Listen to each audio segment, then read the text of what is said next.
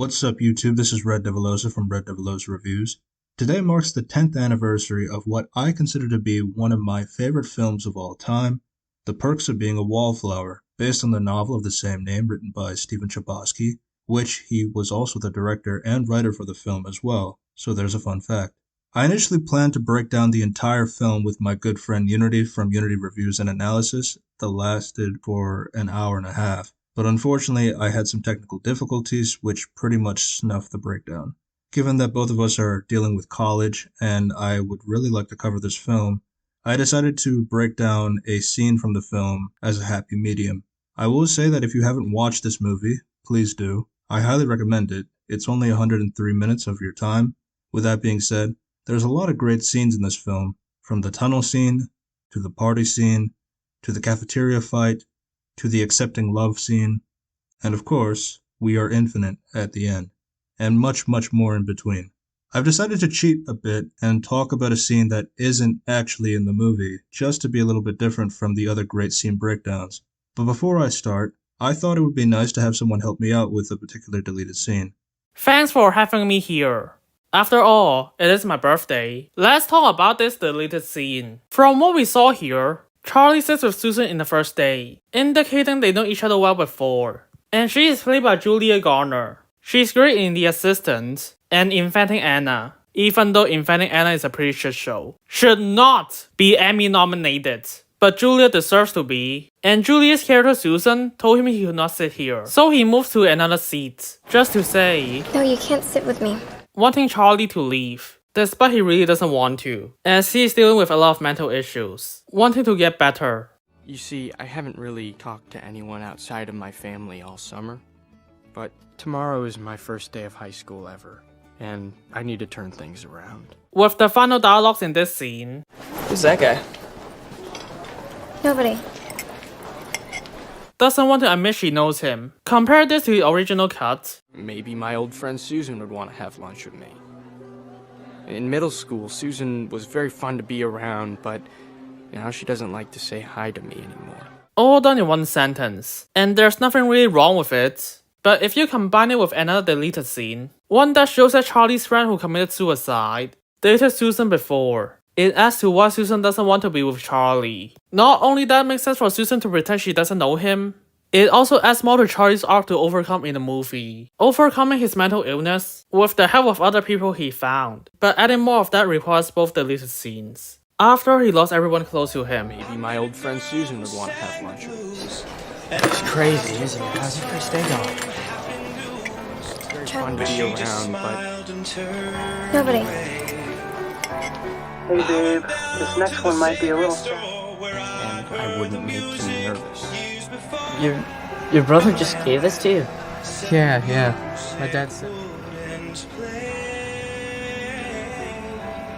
now I hand it back to Red Devilosa to talk about another deleted scene that is related to this. In the meantime, I'd hoped that my sister Candace and her boyfriend Derek would have let me eat lunch with their Earth Club. Seniors only. Enjoy what he will say later. Thanks a lot to Unity Reviews and Analysis, link to his channel in the description down below, and happy birthday, dude. There's a particular deleted scene from the book that did not make it into the final cut of the film that I wanted to discuss, but it can be found in the deleted scenes, titled Brother and Sister. It's said after Charlie kissed Sam in front of everyone as a dare, and after he tried to apologize to Mary Elizabeth about it, but she didn't want to hear it. We cut to the cafeteria where the Wallflowers are eating at their table. Charlie keeps himself away from them, and he sits next to his sister. The group notices Charlie, but they resume to their conversation. Charlie, not wanting to feel alone, tries to ask Candace if he could have lunch with her just for the day. Candace, do you mind if I have lunch with you today, please? It's just one day. You can hear the pain that Charlie is feeling after seeing his old friends look away. This kind of reaction from Charlie is appropriate given the line from the beginning of the film. I'd hoped that my sister Candace and her boyfriend Derek would have let me eat lunch with their Earth Club. Seniors only.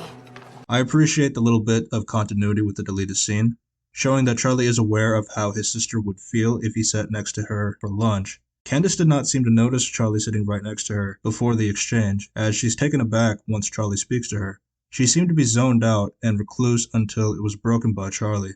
As Charlie continues to speak, sounding like he's in a lot of pain, Candace looks like she's not really sure what to say.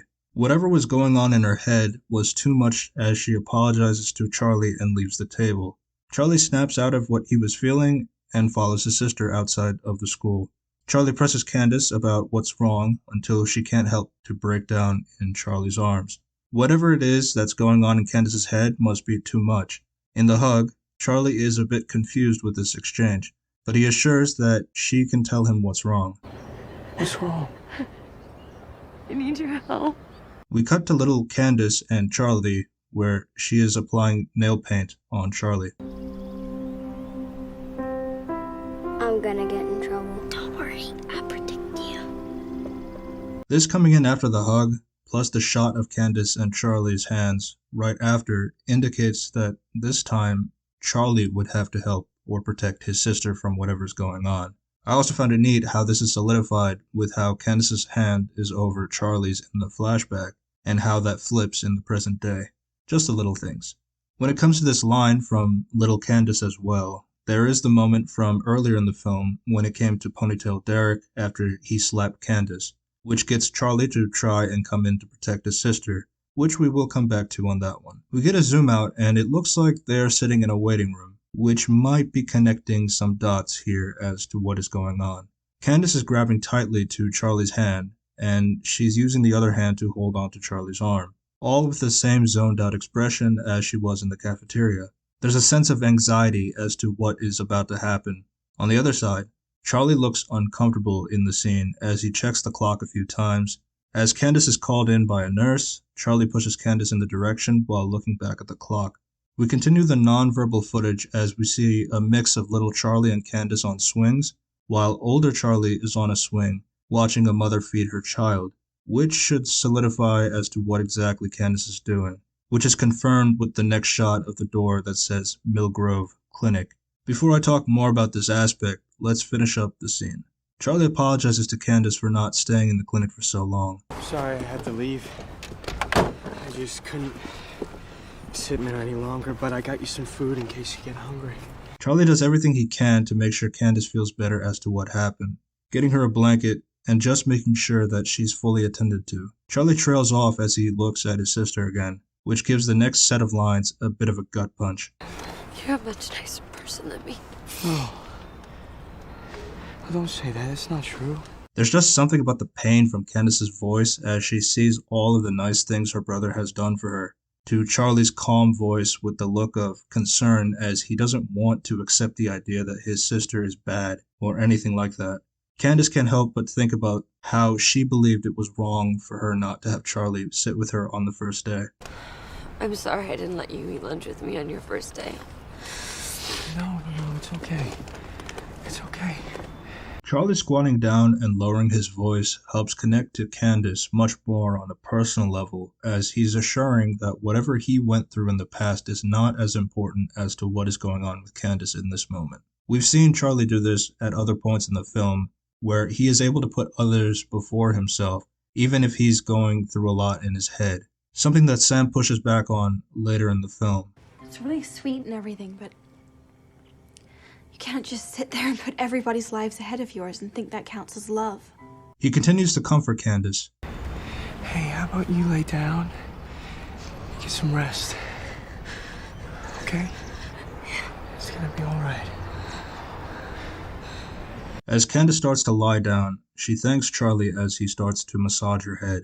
At this point, Charlie's expression is starting to change, and he's trying not to look at his sister, to which Candace does put her hand over Charlie's hand, which brings his attention back to his sister, which becomes clear as to what Charlie was feeling as it cuts to him remembering when he was young with his Aunt Helen looking at a sleeping little Candace.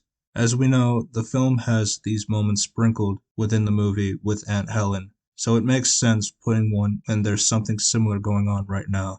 We end with another shot of Candace as she's curled up in a ball getting emotional, and the final shot of Charlie as he's starting to feel overwhelmed himself. He was able to put those feelings aside for his sister until he's placed back into a state where he was before. It just cannot be understated as to how much I appreciate this film depicting elements like depression, anxiety, and after all the hinting in the video, abortion. This was a big moment from the original novel when it came to strengthening the bond between Charlie and Candace. It does help when we add from another deleted scene, home for dinner. It is nice to see you and your brother spending some time together again. Of course, the first thing to commend is the performances from Logan Lerman and Nina Dobrev. They've really captured the dynamic very well, and I wish there was a bit more of that in the original cut. We get to have more of the perspective with regards to Candace when it comes to her character. We talked about the slap from Ponytail Derek from earlier in the film. Now we know Charlie could have dealt with Ponytail Derek if he was allowed to, like in the cafeteria fight. Touch my friends again and I'll blind you. It is what it is. We don't get too much from what her relationship with Ponytail Derek was like outside of a few scenes. We do have moments of her correcting him when he picks up a plastic spork, when he is the treasurer of the Earth Club, and how she gave Derek's mixtape to Charlie as she gets one from him every week. We also hear that Derek is too passive when they are with his mom, which caused her to call him a bitch that led to the slap. After she removes Charlie from the scene, Charlie sees Candace kissing Derek outside, and he tries to confront her about this when she comes back inside. We see that she blames herself after thinking about her actions. Charlie tries to challenge this by bringing up Aunt Helen and her old boyfriends, but Candace assures to Charlie that she can handle it and just not to tell their parents about it. The last we see of her in the moment is when Charlie is walking to his English class and he saw his sister kissing Derek by the lockers, which gets him to ask Mr. Anderson as to why nice people fall in love with the wrong people. I feel like placing this deleted scene when it was supposed to be placed would help with some of the plot elements that come from after this moment, where Charlie says in passing that Candace decided to break up with Derek off screen and go with her friends to prom instead. The deleted scene would have provided some of the context for this, for what would have been an understandable decision at this point of the film. Another key element from the scene, plus the line from their mother about their new bond would strengthen, is the climax where Charlie calls Candace when he's having a mental breakdown, blaming himself as he believes that he was the one that killed Aunt Helen. But to be fair, Candace's final voice crack as Charlie hangs up the phone, in and of itself, was very powerful, even without the deleted scene. At that point, I just wanted more Nina Dobrev in the film, in my defense.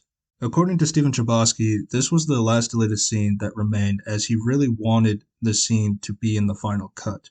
Unfortunately, due to the subject matter of abortion, that would have made the film a rated R, so it had to be cut. I will say that the scene does well in terms of going through the elements that the scene is about abortion without the film actually saying that that was what Candace was doing.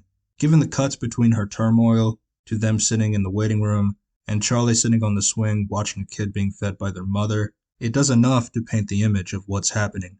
Maybe if they took out the shot of the actual door that says it's a clinic, it might have mediated the part.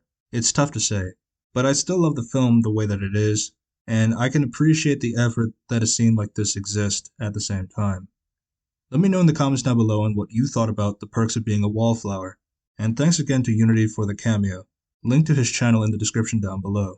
If you like reviews and opinions on movies, comics, TV shows, and video games, you can subscribe to my channel, Red Devilosa Reviews, for more of that content. Thanks for watching, and I hope to see you soon. Peace.